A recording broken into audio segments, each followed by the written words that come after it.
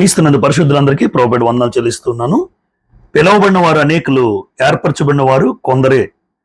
ఈరోజు క్రైస్తవ జీవితంలో, మనందరి జీవితాల్లో అనేక మంది పిలువబడ్డారు, కానీ ఏర్పరచబడిన వారు కొందరే అంటున్నాడు యేసు ప్రభు.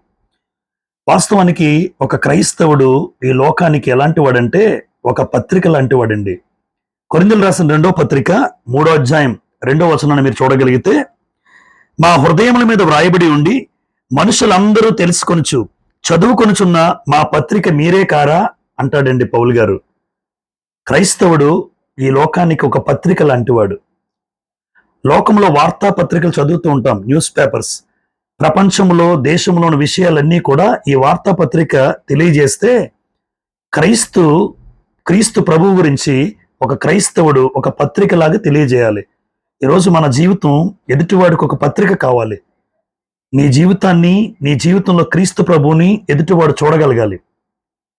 ఇంగ్లీష్లో action speaks louder than words అంటారు.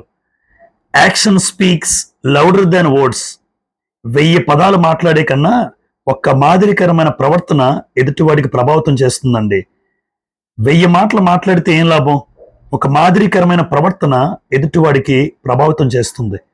ఈరోజు క్రైస్తవుడిగా పిలువబడుతున్న నేను, నన్ను బట్టి, నా క్రియలను బట్టి, నా ప్రవర్తనను బట్టి ఈరోజు లోకానికి నేను పత్రికగా ఉన్నానా?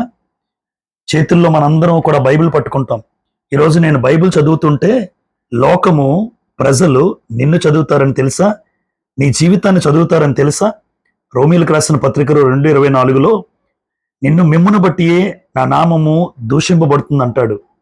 ఈరోజు మన జీవితంలో నన్ను బట్టి దేవుని నామం దూషింపబడుతుందా, మహిమపరచబడుతుందా? ఈరోజు ఒక పత్రిక లాంటి వాడిగా నేను ఉండగలుగుతున్నానా? ఆలోచించండి.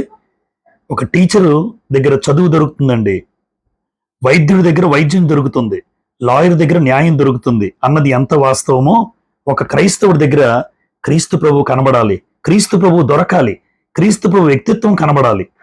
అందుకే అన్ని మాటలు మాట్లాడే కన్నా ఒక ప్రవర్తన నీ జీవితాన్ని, నిజంగా ఎదుటివాడి జీవితాన్ని ప్రభావితం చేస్తుందండి.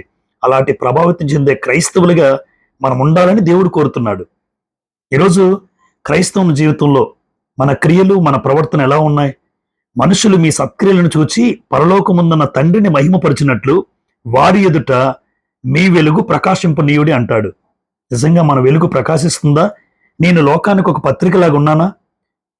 నన్ను చూస్తే క్రీస్తు ప్రభువును చూసినట్టుగా, నన్ను చూస్తే క్రీస్తు ప్రభువు యొక్క ప్రేమను చూసినట్టుగా కనబడగలుగుతున్నామా? ఆలోచించండి.